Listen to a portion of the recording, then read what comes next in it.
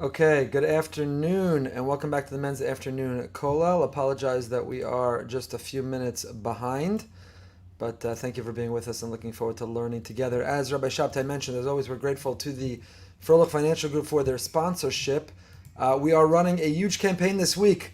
Friends of BRS, members of the BRS global community, we need your help. If you enjoy, if you benefit from, if you read, listen, watch, if you are inspired, if you learn, if you grow from BRS, its classes, its speeches, its articles, its panels, its conversations, we ask your help, for your partnership. If you're a BRS member, you're doing our part, but you can be a member of the greater BRS global community if you're not yet a member of BRS. Please go to brsonline.org/global, brsonline.org/global. It will be added to the chat. You'll be able to click it afterwards very easily in order to be able to join easily, and I hope that you will, because we need everybody's help. We need everybody's participation, and we're asking modest, whatever you can give, whatever you can do to be part of our initiative, our endeavor, our effort, our inspiration, our campaign. We'd greatly, greatly appreciate it. Okay, those who are watching, we're across several platforms here. Some will be able to see, and others will simply listen, but I'm happy to share the source sheets with anyone who would like them after the fact. Okay, on Zoom, you see the source sheets? Somebody who's watching. Okay, thank you, Rabbi Brand, as always. Okay, so we are going through the halachic considerations, Jewish legal considerations in wills and estates. We've spoken about the importance of having a halachic living will, which is not our topic for today. We've spoken about the importance of having a halachic will to ensure that no one is stealing, that if somebody takes from who are otherwise the rightful heirs, that you are not stealing from them, and what's involved in having a halachic will. Before that, we talked about a tzava'a, a halachic ethical will, and ensuring that a person is leaving instructions not only what to do with their money and their assets and their property and their real estate and their holdings, but their values. How to ensure that children, grandchildren, and generations to come will not only inherit material physical possessions, but will also inherit a vision and a set of values, and how important it is, and how many of our great earlier mothers and fathers left a tzava'ah, left what we call an ethical will. We talked about the propriety of leaving a significant portion of your estate to tzedakah. How much should be left at tzedakah? How much should be left to your children? A parent's responsibility to position their children to succeed. The best platform for them to live that life pursuing those values is to not have to live in fear or crisis when it comes to money, and therefore, to the best of one's ability, to position their children and grandchildren so they can focus on Torah and mitzvahs and chesed, all the while still being ambitious and aspirational to grow in the ways that they want to and should be able to grow. One of the tzedakahs you should consider is the BRS Global campaign. So if you haven't hit the button yet, if you're watching on our page, brsonline.org/global, you can hit donate and leave a nice message in honor of Rabbi Shabtai for putting the afternoon call together, or any of the teachers. If you're listening on another platform, go to brsonline.org/global. And even though it will be a little bit less for your children, you'll leave them a great legacy of giving and supporting the places that provide and inspire you with Torah. And then we came to the question of whether one is obligated to follow the way it appears in the Torah, the halachic prescription of the Torah, of the way it organizes what we have to leave our children in the story of Benot Tzlafchad. And we saw the Shulchan Aruch follows it. A son, and then the son's children and grandchildren, if you don't have through a son, and then it goes the different directions, up, side, down, daughter, and so on. How does one circumvent? How does one short circuit that system of what halacha demands and leave a will that's more equitable, a will that will leave greater harmony within a family, is our question. We spoke about the Bechor. The Bechor, the first son, is Notel Pishnaim. The firstborn son takes a double portion. But they don't get a double portion in everything. They only get a double portion, said the Mishnah, in that which the father was muchzak, actual, real, liquid holdings. That which was potential, like debt that's not yet been recovered, does not. And we saw machlokas, a debate. How does one view money in the bank, in a bank account? Is the bank account considered the real money of the parent, or is the bank account considered the potential money, essentially money that's been lent to the bank's paying interest on, that will recover when you want to be able to take it from the bank? We saw similarly in machlokas between the Nod Yehuda and the Aruch HaShulchan about bonds, government bonds. Are those roy or muchzak? Is a government bond, when you hold the bond, when you own the bond, is the document, the shtar of the bond, is that as significant as legal tender, as money, as bills? Or do you say it's potential until you until the bond matures and until you have the actual assets of the bond, that's considered potential, not real. That too was a machlokas. So the application of a bechor getting a double portion, the eldest son getting the double portion, is not so simple or straightforward. But again, there are details. To be the firstborn, it meant not born through C-section. That is not a firstborn born, because that baby has been removed from the mother, but not born, at least according to the halachic definition of being born. We saw it has to be the firstborn of the father, even if it's not the firstborn of the mother. And that brought us up to where we are now, the Rashba, which we ended with last week, and we said we're going to begin with this week. Source 28, if you're looking at the source sheet, it's on page 10. So the Tshuvas of the Rashba of Shlomo ben Aderes, one of the great Rishonim, one of the great medieval authorities of halacha, commentators on the Talmud, and then authorities of Torah law, of halachic law. And he says the following. He deals with the question, as we spoke about or set it up last time. The Rashba was dealing with the following question. It's over here. The Rashba was dealing with the following question. Reuven has a daughter, Leah, who's married to Shimon, and they give birth to a daughter. And shortly afterwards, both Leah and the daughter expire. They leave this world. Reuven then claims, based on the law of the land, based on the Dina de Malchusa, based on the law of the land, Reuven says the money comes back to me. It had been my daughter's dowry. My daughter and my granddaughter both died. So that son-in-law, who has no continuing connection to me, doesn't get the money. It comes back to me. And the son-in-law says, what are you talking about? The halacha is that a husband inherits his wife. And since a husband inherits his wife, the money really comes to me. We went through these halachas as well. A husband versus a wife from a husband. A wife is supported from the estate until she collects her ksuba, but she doesn't inherit the principal. A daughter receives a dowry from the estate, but she doesn't receive any principal unless one employs one of the mechanisms that we'll still get to later on in order to circumvent it. So the Rashba was asked, who's right? Do you follow the law of the land? And does the father-in-law get his money back that he had really only given ever as part of a dowry? Or do you follow the law of the land? Or do you follow the halacha? Is the son-in-law right? When he says, what are you talking about? The halacha says that a husband inherits his wife, the money really belongs to me. And the Rashba, we ended last week by telling you, in very strong terms, the Rashba is unequivocally clear. And the Rashba is very strong. It says, when does Dina de Malchusa Dina, when is it that we follow the law of the land? When it comes to taxes, and when it comes to sewage and garbage collection, when it comes to interpersonal relationships, our relationships with society and civilization, when it comes to our responsibility to the secular world around us. There we're bound by the secular law. It is a Jewish law to observe the secular law. So if those are the taxes imposed upon us, and they're not in violation or conflict of a Jewish law, we're bound by the tax law. If the speed limit is the speed limit universally placed upon us for the good of society, a social contract, we are bound by the speed limit. That is Dina de Malchusa Dina. But says the Rashba, when the Dina de Malchusa Dina, when the law of the land is in conflict with the law of Torah on an area that is not the business of secular society, that's not their interest, how we execute the laws of Yerusha, the laws of inheritance and bequests. That's not the business of the king, of the government. The Jewish law has its own system. Jewish law has its own formula. Jewish law has what to say. Then Jewish law will supersede what the secular law. You would not apply Dina de Malchusa Dina in such a circumstance. This opinion of the Rashba, who says that in fact, to follow the law of the land over the halacha is corrupt and will lead to gzela. Just to look at his words again. It's source 28, as I said, on page 10, if you have the source sheet. He says, our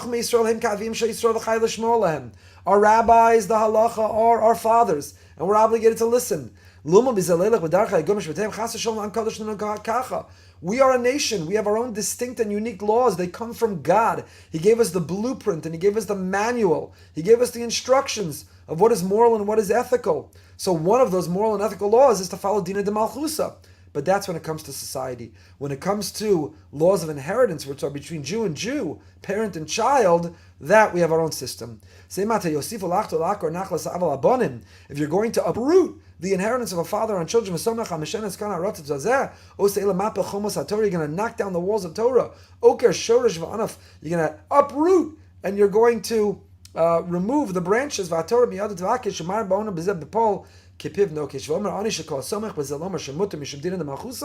Anyone who says that you return the money to the father because it's his dowry and that's what the civil law dictates, Toa is making a terrible mistake. The gazlanu ugzela yashiv.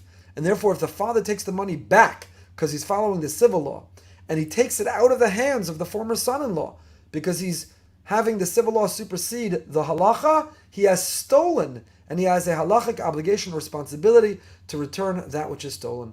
The Ramah of Moshe Isserlis follows this halacha. The Beis Yosef follows this, and the Ramah follows this, and they conclude Dina de Malchusa does not override Hilchos Yerusha. In the area of inheritance and bequests, the law of the land does not supersede, does not override the halacha, and therefore a conflict between the two, we follow the halacha. This seems to be the opinion of, as I said, the Beis Yosef and the Ramah and many, many other poskim. Now, it's clear, so the following question comes up.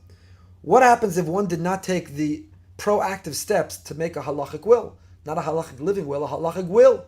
So somebody meets with their estate lawyer who's not Jewish or a non-observant Jew, and not a non-Torah scholar, and they had no idea that there are rules that govern how we leave money to children and grandchildren or to whomever, and they don't understand that Torah has a prescription and a formula that we have to work within and operate within. So they write a simple secular civil law, and the person dies only having left a secular civil law. So what is the halacha for the benefactor, for the inheritor of that law, of that will? Are they stealing from the other from whom halacha would have said they have to? So let's say a man divides his estate. He's got a son and a daughter. He gives 50% for simplicity, 50% to his son, 50% to his daughter. And he never had a halachic will. He did not come to the afternoon kollel. He didn't have the benefit and the beauty of the Dr. Yitzchak Belazan Beis Medrash and the kollel, the afternoon kollel of BRS, for which you should all go to brs.online.org/global and make sure to do your part and to give whatever amount. We're deeply appreciative for your partnership, for your help, and frankly for your expressing gratitude for the ability to sit at home in your gatkas 4 afternoons a week and listen to Torah, not from me, but from other great speakers and Rosh Yeshiva who join. Please show your hakaras hatov by doing your part and by giving. So this man wasn't part of the kollel, and he didn't hear the halachic, the series on wills and estates. He didn't know. He left simply a secular civil will. And he left that 50% of his estate should go to his son, 50% to his daughter. But halacha says 100% goes to the son. The daughter's only entitled to collect her dowry if she is single, or certain other rights or privileges in the estate, but she's not entitled to any of the principal of the estate itself. So if the daughter says, well, Dad, Abba, Tati left a will, and he said, I get 50%. And the son says, nice try, sis. That's what it says in the civil will. But halacha says, I get 100%. I'm going to take you to a Beis Din. And now the Beis Din has to paskin. Do we take the 50% out of the hands of the daughter? Or do we let her keep the 50% as stipulated and indicated in the will, the secular civil will of the father? Essentially, this is the question of the Rashba. Will the civil law supersede halacha? Or, where the father didn't observe halacha in leaving his will, does halacha dictate we follow the halachic hierarchy? Or can you follow the secular civil will in such a situation? Or moreover, let's give an even more specific example. Someone didn't leave a will at all. If someone didn't leave a will at all, what is the halacha? A person dies intestate, which means a fancy word of saying they died without a will. So what will happen? Civil authorities step in, and there are trustees or whatever estate people who step in, and they examine and they figure out the value of the estate, and they follow whatever the civil law is in dictating and determining how to distribute the estate in accordance with the laws of estate planning or whatever the estate laws are. So the civil authorities will distribute, and they're going to distribute in ways that differ from the halacha, So is the person who receives that gift? So let's say, I don't know what the estate laws are. I see we have some lawyers who are listening. So you do. So don't correct me if I'm wrong, because I'm only saying this to illustrate. But let's say the intestate laws, intestacy, I forget what the fancy word is. The intestate laws say that if a person did not have a civil law, a secular will, so we're going to give it to the closest relative, and we determined that was a cousin twice removed, and we call that cousin and we say, good news for you, you just won the lottery, you got all this money. And he happens to be a frum yid, he happens to be a Torah observant Jew. And he wants to know, he goes to his rabbi and he says, but what do I do? Because I looked at the halacha, and the halacha says, rather than me the one who should receive this is a different cousin, is the uncle, is the whomever, the halacha says someone else gets it, not me. So he goes to his Rav, he goes to the posek, and he says, what's the halacha? The civil law, the interstate law that said that when a will is filled out, said that I get it. But halacha says someone else gets it. Halachically, am I entitled to keep it? So according to the Rashba, you would have thought it was a very short answer. According to the Rashba, what's the answer? Absolutely not. You must not and cannot keep it. If you keep it, you're violating, you're stealing. You must not and you cannot keep it. You're absolutely stealing. Chas v'shalom, God forbid, how could you do that? According to the Rashba, halacha will supersede civil law in this circumstance and in this case. However, we come to Rav Moshe's tshuva. The Heilige Rav Moshe Feinstein Zecher Tzaddik the Kadosh Livracha. It takes Rav Moshe to write this tshuva. And says Rav Moshe the following. We're in source number 30 on page number 11. Source 30 already. Well, it is part 4 of this class. So Rav Moshe has a tshuva. Even Ezer Chelik Aleph, Simen Kuf Dalid. B'davar tzavas ha'isha ba'arkos al kaspeh shemunachim b'bank. And the question is the following. Let's look at the question together, and then we'll see a summary of this tshuva. B'davar, let me make it a little bigger. I'll pretend it's for you, but really it's for me, because I'm getting older. Yedidi Arav Hagon Betzalel Hakon Shlita Gon Ad Bezdin, Patterson. So I guess Patterson had an Av Bezdin at the time, and the Av Bezdin of Patterson, I assume this is Patterson, New Jersey, which is where Yavne Academy, my elementary school, was before it moved to Paramus. Patterson, New Jersey, had an Av Bezdin at some time, named Reb Betzalel HaKohen, and he submitted to Reb Moshe the following question. Tzavas Isha Al Kaspeh Shaylo B'Bank, the will of a woman whose money was in a bank, Litein Mehem Gam Tzedakah, to give, and the woman indicated in her will that a portion of her estate, which is in the bank, should be left to money, to tzedakah.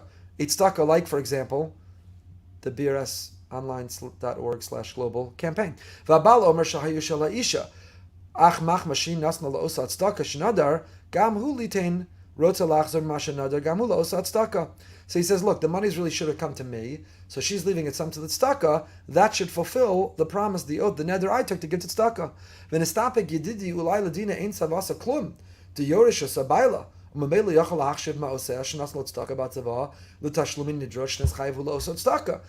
this man, who probably did go to the Biras afternoon kollel to have such an einfal, such a great Talmudic logic, he said, really, the will of my wife is agornished. She has a will, it's not a halachic will, it's a secular civil will. So in her will, when she says bank should give some of the money to the tzedakah, and I, parenthetically, by the way, also made a neder, I took an oath, a promise, I was going to leave money, the same tzedakah. So really, her secular civil will should have been an absolute nothing. Halachically, as the husband should have inherited 100% of what she has. The fact that the secular civil law is going to take what she indicated should go to the charity, out of which should have come to me halachically and give it to the charity, that should fulfill my oath of what I promised the charity. What a great einfah, what a great chap of this husband. Really 100% halachically should have come to me. Secular civil law is going to take out of what's coming to me what she said secularly and civilly should go to the charity. I happen to have made an oath, a promise, a pledge to give to the charity. The money that should have come to me, but that's going to go to the charity because of her, really is coming from me because I should have inherited her, and therefore it should fulfill my neder, it should fulfill my oath, my promise, my pledge. This was the question posed to Rav Moshe. Is this person's lumdus, is his chiddush accurate? Is it correct? Or let us paraphrase. Essentially, the question to Rav Moshe is that here's a will drafted according to secular law, but not halacha. Is it halachically binding? Is a will drafted according to secular law, but not halacha, halachically binding? Now, I will reiterate over and over again, it is certainly not what should be done, even though we're going to see Reb Moshe's very novel and very minority, very not normative opinion in a moment. But even with Reb Moshe's opinion, one must have a halachic will. If you've been listening to the series and you've not called your estate lawyer to revisit, if you do not have the halachic parameter, all you have to do is insert one paragraph to your will to make it a halachic will. We're not even up to that yet, but we will get there. So, please God, everyone should live long and healthy. It's a skula. If you take care of your will, it's tzava. It's a skula for arichas yamim. It's not really, but that's what we say to make you do your tzava. It's a skula for arichas yamim. It means, please God, everyone should live a long and prosperous and healthy and happy life together with the BRS global community, which they are a partner and have contributed to at brasonline.org/global. How come you're all running there? Probably because you don't want to interrupt the learning. You're going to go after the kollel, but make sure you visit it after the kollel and give if you're not yet a BRS member. Please do your part and show your gratitude. So Rav Moshe so you have to have a halachic will. Even Rav Moshe's opinion is b'di'evid. Rav Moshe's opinion is after the fact. Someone only drafted a civil, secular will, not a halachic will. What would halacha say? Do you disregard it and follow the halacha? Or is the civil secular will binding in some manner? That was the question to Rav Moshe. But Rav Moshe, of course, agrees you have to have a halachic will. You have to draft it according to halachic guidelines. The question is, will this be binding? This was the question posed to the Heilige Rav Moshe Feinstein, Zecher Tzadik V'Kadosh Livracha. And Rav Moshe has the following enormous chiddush. We're not going to learn the whole tshuva. The whole tshuva is here on this one page. Siman Kuf Dal and Even Ezer's Chelik Aleph. Again, I'm happy to email the source sheet to anyone who would like it. Please be in touch with me, and especially happy to send it to those who are members of the BRS Global Community or members of BRS. We'll just look at Rav Moshe's conclusion. And Rav Moshe has a very, very novel conclusion. And he says that a will drafted in compliance with civil law is halachically valid. And an heir to such a will is not a thief. They've not stolen from whomever halacha would have determined should have been the beneficiary of the will. Says Rav Moshe, if all there is secular will, it is halachically binding. And whomever the secular will gives a portion or the estate to is not a ganav or a gazlan, has not stolen from whoever should have been the beneficiary halachically, and they need not or must not, they're not obligated to return it. How does he come to this conclusion? He says the following. Let's look at his last paragraph. This is a great reason, says Rav Moshe, why in this land, America, in our land, people follow a secular law. It's proper to have a halachic will, but if you don't have a halachic will, people still observe and keep their secular will. They didn't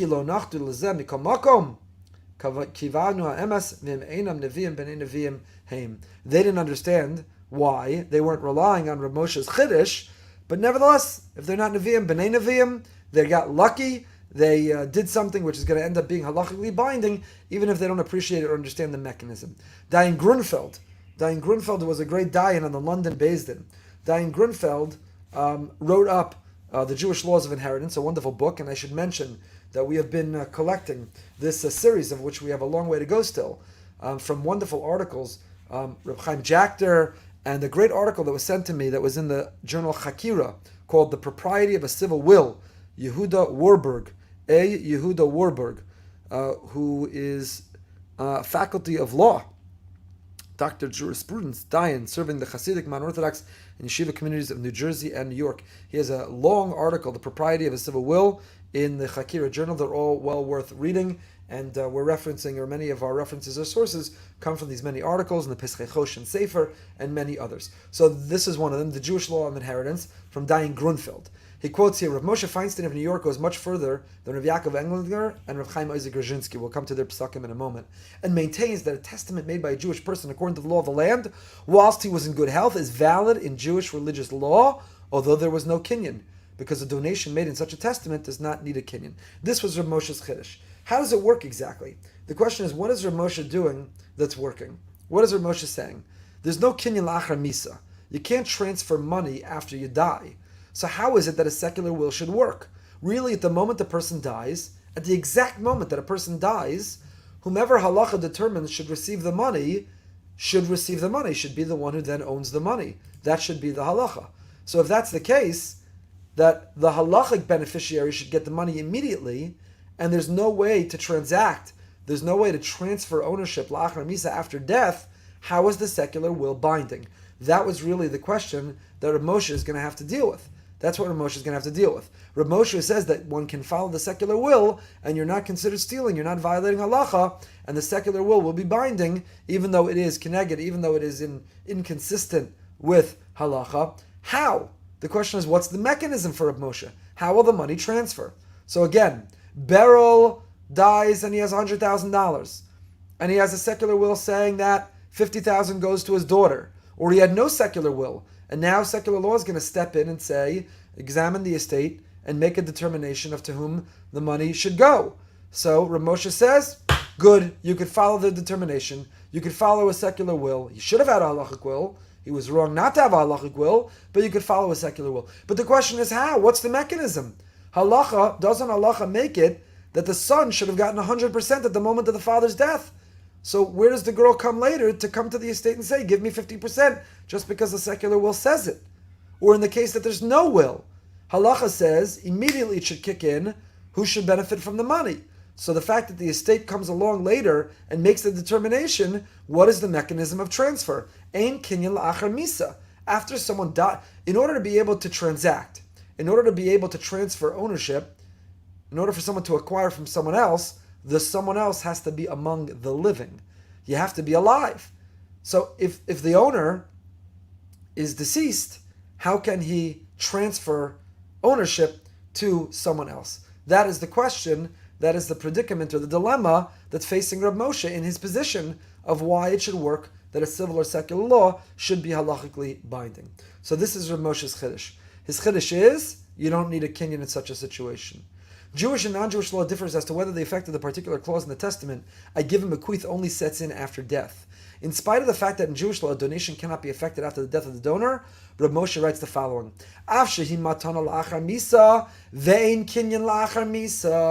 even though the bequest is a gift posthumously and there is no acquisition or transaction after death, shekvar eina shelah. In this case, Reb Moshe's tshuva, he's dealing with a woman. So the money's no longer hers. To give it to a tzedakah, to give it to the husband, to give it to whomever. It's no longer hers.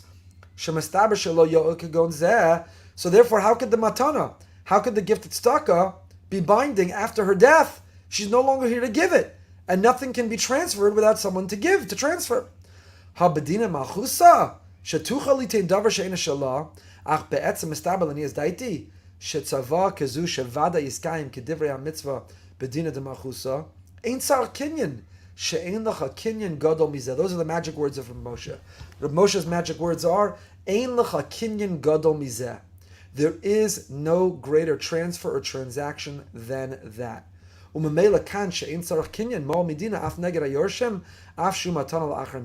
translation of Rav Moshe. Although we're dealing here with a gift to be made after the death of a donor, and there's no such thing as a kinyan after death, as the object no longer belongs to the donor, and such a gift is therefore not valid in Jewish law, nevertheless, according to the law of the land, that a person can legally transfer with effect after death, money or any other object which at that time obviously no longer belongs to him or her, but in essence it is clear, according to my humble opinion, says Rav Moshe, that a testament of this kind, the dispositions of which will certainly be put into effect by the authorities of the country, does not need a kinyan, as one could not imagine a more effective kinyan than this. In other words, halacha can't imagine a kinyan la'achar misa, but if the law of the land will take it out of the bank account and put it in someone else's, that replaces the kinyan we couldn't imagine. There is no kinyan gadol mizeh, says Rav Moshe, meaning we don't have a means of transferring the ownership from someone who's deceased.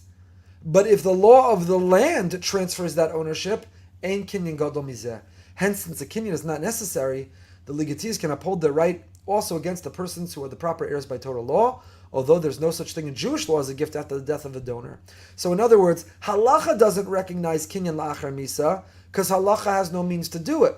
But where halacha has no mechanism or means to transfer the ownership after death, that's where the civil or secular law steps in and says that they do have the ability. They do have the ability. And therefore, even halachically, someone can point to the civil law and say, that's the mechanism. You, halacha, have no mechanism. But you, halacha, recognize secular law. And secular law is in itself the mechanism of the transfer. And therefore, according to Rav Moshe, that is exactly how it's going to be. It's exactly how it's going to be binding. It's a huge chiddush of Rav Moshe. It's a huge chiddush. Rav Moshe is basing his view on the sugya of Tanai Beis Din in the Binyan Dichrin, in the end of his in Gemara and Baba Basra and Daf Kuf Lamed Aleph, and at the end of his disquisition, which is a fancy word for saying his tshuva, his essay, he remarks, as we had read, this is a valid reason why in the USA people rely on such testaments and do not hesitate to accept legacies based on them. And although not all who make such testaments under the deeper halachic reason, in other words, when you rely on the secular civil will, and you don't employ a halachic will, you're not doing it because you know the dinim of en kinyan la'achar misa, aber en kinyan gadol mizu. You're not knowing the whole lamdas. Rav Moshe is conceding that the average person who has a secular will and doesn't have halachic doesn't know the lamdas of the mechanism, but they have the right intention because if they're not prophets, they're descendants of prophets. That is Rav Moshe's enormous chiddush. There's no recognition under Jewish law of a kinyan achar misa because assets no longer belong to the person. But according to the law of the land, they can transfer even after death. And since according to the law of the land they can transfer after death, Rav Moshe says there is no greater kinyan than this. It's a huge chiddush. Such a huge chiddush, it was not accepted widely. Dayan Aryeh Leib Grasnas, who was a prominent Dayan on the London Beis Din, wrote a strong and thorough and comprehensive critique of Rav Moshe's tshuva. And his tshuva's Leib Aryeh, Dayan Grasnas' tshuvas. In his tshuva's Leib Aryeh, he wrote a very strong critique of Rav Moshe's tshuva. And it's not just Dayan Grasnas. He writes here as well, Dayan Grunfeld writes, whether Rabbi Feinstein's halachic attitude towards testaments made in accordance with the law of the land without a kinyan by testators in a good state of health will be accepted by his halachic peers is doubtful, although Rabbi Feinstein himself belongs to the leading halachists of our time. In other words, you can't dismiss Rav Moshe. You can't dismiss Rav Moshe. And by the way, in a Beis Din, it might uphold if somebody comes in who is the beneficiary of assets through a secular law, and a relative comes in and says, well, according to halacha, I get, so they might be able to tell the Beis Din, to represent to the Beis Din, I follow Rav Moshe. I have the right to follow Rav Moshe. And Rav Moshe would say the secular civil law is binding. How would the Beis Din paskin in such a situation? They may not hold of Rav Moshe, and therefore their psak may not reflect Rav Moshe.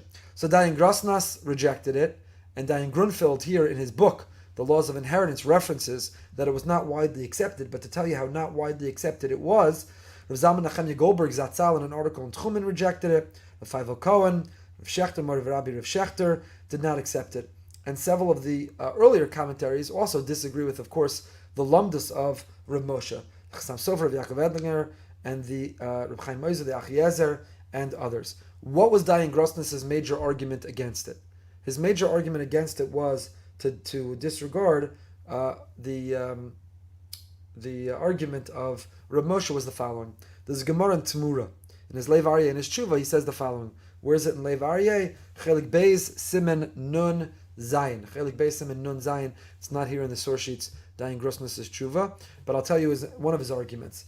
The Gemara says in Temura, Daf Chafeya Mebeis, the Gemara says that if there's a conflict between what an individual wants to have happen and what Hashem or what the halacha determines should happen, which do we think supersedes the other? What should the halacha be? What would you think? Obviously Hashem's directive. So what happens? A person has an animal and the animal gives birth to a firstborn. The firstborn is born. And now the person says, Hareini, I dedicate that animal as a korban olah. I am sanctifying that animal to be a special korban, a korban olah. Now what is the real status of that firstborn animal? The real status of the firstborn animal is a bechor. A bechor has certain rules to it. And so which is it? Is the animal determined to be a bechor, or is the animal determined to be an olah? The owner of the animal says, I want it to be a korban olah. But the Almighty has already determined that he wants the animal to be a bechor. So is the animal a bechor or a korban olah? That is very, very different dinam. So the Gemara there in Temura says that the halachic status of the animal is a bechor. Because if HaKadosh Baruch Hu determined what it should be, your declaration cannot overcome or supersede or trump the declaration of what Hashem wants. Says Dayan Grosnas Leib Aryeh. So similarly over here, if one stipulates at death that they want the assets to go to someone that they determine in their secular civil law, but halacha, which is the mouthpiece of HaKadosh Baruch Hu, comes along and says, I don't want it to go to that person, halacha says it should go to someone else. Just like the Gemara in Temura says, what God wants comes before what we want, similarly over here, what God wants will come before what the individual wants, and therefore halacha supersedes the secular civil will, and not the secular civil will. It will not be binding. So this was a big chiddush of Rav Moshe. Really, it's only of Rav Moshe.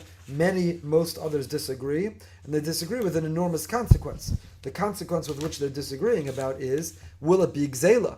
Will it be gneva? According to Rav Moshe, if the beneficiary of the secular will keeps it and does not give it to whomever should have been the best beneficiary according to the halachic will, according to Rav Moshe, they're not a ganav. Whereas according to Dayan Grusnus, and these other poskim that we mentioned, that individual would be a ganav, because the halacha is what should and must supersede. Okay, so Rav Moshe really is a das yachid when it comes to this area. Okay, moving right along, we'll start the next topic. We still haven't gotten to. We're not going to get it today. Maybe we'll get to it next week. We have several more parts to this series about. So, what's the halachic mechanism? What do you insert into the will in order to circumvent the halachic formula or hierarchy?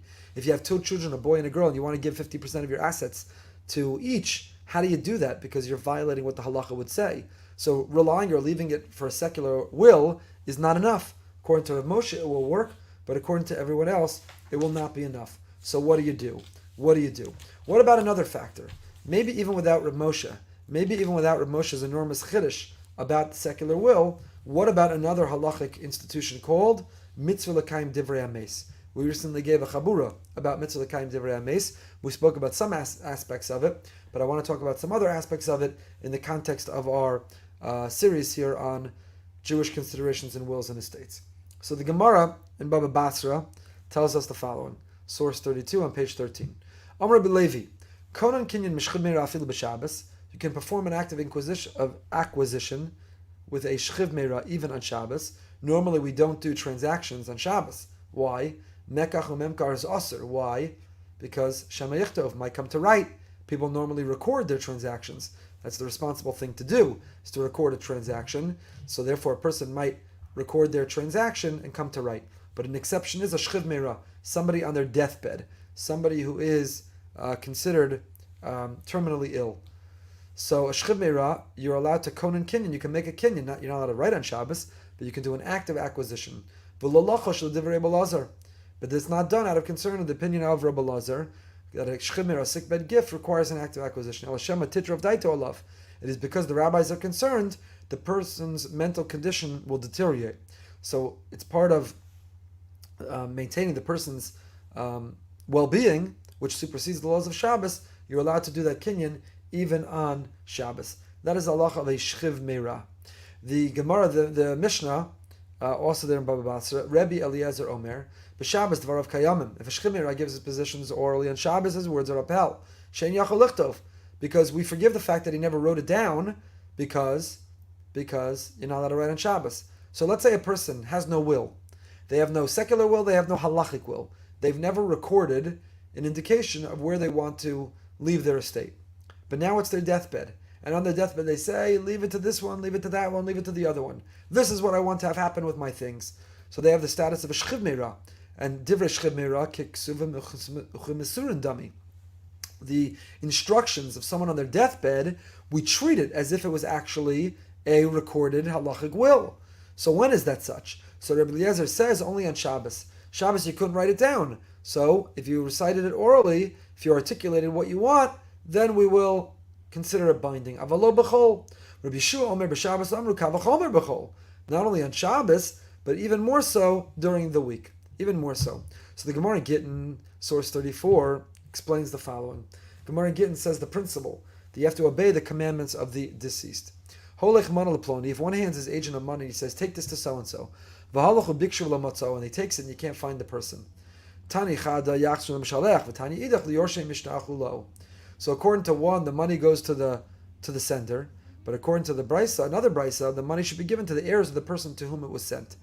In other words, you go try to give it to Avram, but you can't find Avraham. So do you bring it back to the one who sent you? Because the instructions was to give it to an Avram. Do you bring it back to Avram? Do you bring it back to the one who sent you, or do you say I couldn't find an Avram, but I found Yitzchak, his son? So since I was sent as an agent to deliver it to Avram, but I couldn't find Avram, the next best thing, the next closest thing, is to give it to Yitzchak, his son. That the Gemara records as a machlokas. The Gemara continues, source 35. Rabbi Yudah Nasi Yom Mishum Rabbi Yaakov Mishum Rabbi Meir. Holech lav kizchi. Take is not the equivalent of acquire. So when you said take this to so and so, you didn't say acquire it on behalf of so and so. So as long as the sender is alive, you got to bring the money back to him, because the instruction was holech, was bring it, go with it to him, but not acquire it on his behalf. If you had said acquire it on his behalf, then his inheritor would have accepted if he's no longer alive. But you said holech, bring it, and when you got there, you found that he's not alive, so his son doesn't get it. you bring it back to the sender. Miu hecha demis. But in a case where the sender died while the recipient was still alive, amina mitzvah l'kayim divrei hames. You have to listen to the words of the deceased. The recipient acquired a claim to the money upon the sender's death. Even if he subsequently died, the money is given to the heirs. So here the Gemara in Gittin articulates this principle, mitzvah l'kayim divrei hames. Again, we spoke about this. You could find it on YouTube. And please subscribe on YouTube. You can find it on YU Torah, rabbiefromgoldberg.org. We spoke about mitzvah l'kayim divrei hames. Where do we learn it from, mitzvah l'kayim divrei hames? We learn it from Yaakov making his son Yosef swear that he's not going to bury him in Mitzrayim and that he's going to follow through on the instructions to him. This is a big machlokas we spoke about. If there's a mitzvah l'kayim divrei hames, if there's an obligation to follow the instructions of someone on their deathbed, so then why did Yaakov have to make Yosef swear? You remember Yosef holds on to the only religious object at the time, and he makes an oath. He promises his father, I won't leave you here in Egypt. Moshe fulfills that promise. We just read a couple weeks ago when he takes Yosef's bones. That was Yosef's promise. Takes Yosef's bones. But Yosef had made a promise to his father Yaakov. He won't leave him in Mitzrayim. Won't leave him in Mitzrayim either. Why did Yosef have to promise if mitzvah l'kayim divrei hames? So some wanted to prove from there, how far do we take this principle? Mitzvah l'kayim divrei hames. Does it only apply to monetary issues? Or does it even apply to non-monetary issues? What if the instruction is not financially based? What if someone says, I don't want you sitting shiva for me. I don't want you to suffer that whole year. You're not going to be able to go to simchas. I want you to be able to go. I want you to listen to music. I want you to be able to take haircuts. So mitzvah l'kayim divrei hames? Do you follow the will of the one who tells you? How far does mitzvah l'kayim divrei hames go? Do you have to listen to the will, the wishes, the words of the deceased? Only on financial matters? Or even on non-financial, super financial matters? So that is a machlokas and a debate centering around why Yaakov made Yosef take the promise. But there's another caveat.